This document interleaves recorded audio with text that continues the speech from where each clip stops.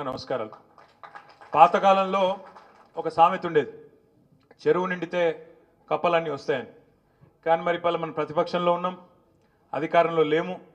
మొన్ననే మీ MLA jump కొట్టిండు. కానీ మరి ఈరోజు 150 మందితో మీటింగ్ అని పెట్టుకుంటే ఇక్కడనేమో మరి ఇంతమంది దాదాపు 1000 మంది ఇక్కడికి వచ్చినారంటే నిజంగా శేర్లింగంపల్లి ఉద్యమ స్ఫూర్తికి పేరున అంటే మీలో ఎంత పోరాట స్ఫూర్తి ఉన్నదో అక్క చెప్పినట్టు ఇక్కడి నుంచి అక్కడ దాకా ఒకే రకమైన కసి, ఒకే రకమైన కమిట్మెంట్తో మీరున్నారనే మాట నేను ఈ సందర్భంగా గుర్తు చేస్తూ ఆగరా ఇప్పుడే కూర్చో పక్కకి వెళ్ళిందిరా అయ్యా. అరే నేను ఇంకా కోపరి బేజర్ ఇంకొక మా తమ్ముడు ఎందుకు ఆవేశపడుతుందంటే జల్దీ చాలా తొందరలో తప్పకుండా శేర్లింగంపల్లిలో ఉప ఎన్నిక వస్తుంది. బరాబర్ లెక్కబెట్టి మోసం చేసిన వాళ్ళను లెక్కబెట్టి మడత పెట్టి తప్పకుండా మళ్ళీ ప్రజల్లో వాళ్ళకు బుద్ధి చెప్పవలసిన బాధ్యత మన మీదనే ఉన్నది. ఏం అన్యాయం చేసింది పార్టీ? ఏం అన్యాయం జరిగింది నీకు? ఎందుకు పోయినావు ఎందుకు పార్టీ మారి అంటే సమాధానం లేదు. ఇంకా గమ్మత్తు, నాకు ఆశ్చర్యం అనిపించింది. మొన్న కూర్చోరా అయ్యా, లేటు వచ్చుడు ఎందుకు డిస్టర్బ్ చేసిన కూర్చో. అయితే నాకు గమ్మత్ ఎక్కడ అనిపించిందంటే ఆ మంత్రుడు ఒక ఆయన శ్రీధర్ బాబు అని చాలా తెలివిగా మాట్లాడుతుండే. ఆయన అతి తెలివి.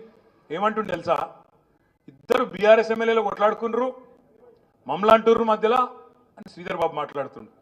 నేను ఒక్కడే అడుగుతున్నా శ్రీధర్ బాబును, అతి తెలివి ప్రదర్శిస్తున్న మంత్రి గారు, ఇలా శేర్లింగంపల్లి ఎమ్మెల్యే మావోడు గాడు మీ ఓడే అంటున్నావు నువ్వు. సరే నువ్వు చెప్పింది ఒక్క నిమిషం నిజమే అనుకుందాం, మరి ఆయనకు కండువా కప్పిన సన్నాసేవాడు?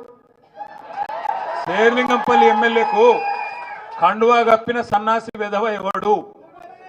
మా బీఆర్ఎస్ ఎమ్మెల్యేల ఇంటింటికి తిరిగి వాళ్ళ కాళ్ళు మొక్కుకుంటా, వాళ్ళ కాళ్ళు పట్టుకొని పోచారం శ్రీనివాసరెడ్డి ఇంటికి పోయి, కడియం శ్రీయర్ ఇంటికి పోయి, కేశవరావు గారి ఇంటికి పోయి కాళ్ళు మొక్కి కండువాలు కప్పుతున్న దౌర్భాగ్యుడు సన్నాసి వెధవ ఎవడు? చెప్పు శ్రీధర్ బాబు, నేను అడుగుతున్నా. చెప్పుకున్నదందుకనే కొద్దిగా సిగ్గుమానం ఉండాలనా లేదా? ఇప్పుడు ఏమైపోయింది మీ శేర్లింగంపల్లి ఎమ్మెల్యే పరిస్థితి? అది అంటారు చూడు హిందీలో సామెత, దోబీకా కుత్తా నా గారికా నా ఘాట్. ఇక తెలుగులో ఒక పాట ఉన్నది కానీ నేను చెప్తే బాగుండదు. కొద్దిగా చాలా మంది సోషల్ మీడియాలో నడుపుతున్నారు, అది నడవని. మనమేమో మనోడు కాదనబడుతుంది, వాళ్ళేమో మావోడు కాదనబట్టి పాపం ఏం చేయాలి, ఆయన బతికియాలి. అట్లా అయిపోయింది.